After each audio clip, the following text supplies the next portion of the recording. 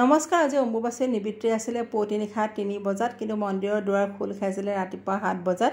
নিজমপুৰ নীলাচল পাহাৰ আৰু খোল খালে মা কামাখ্যাৰ দুৱাৰ। ৰাতিপুৱাৰ পৰা ভীষণ ব্যস্ত হৈ আছিলোঁ, গোটেই ঘৰ পৰিষ্কাৰ পৰিচ্ছন্ন কৰা আৰু গোটেইখিনি কৰি মেলি পেলাই এয়া শৰাই ভাগি আগবঢ়ালোঁ। যিহেতুকে ইমান দিনে মন্দিৰত চাকি ভাগি জ্বলোৱা নাছিলোঁ বা কোনো ধৰণৰ পূজাও কৰা নাছিলোঁ। দুপৰীয়া ১:৩০ বজাত আহি ধাৰাসাৰ এয়া বৰষুণ। আন কেইদিনৰ দৰে আজিও ভক্তসকলৰ বাবে নিৰামিষ অন্নভোগৰ ব্যৱস্থা কৰা হৈছিলে, যদিও মই ইমান ব্যস্ত আছিলোঁ দিনৰ ভাগত যাবলৈ সময় মিলাব নোৱাৰিলোঁ। আৰু এই হাঁহকেইটা চাওকচোন কিমান বেছি মৰম লগা হয়, তাতে যদি কোনোবাই মৰমতে উপহাৰ দিয়ে আৰু বহুত বেছি ভাল লাগে।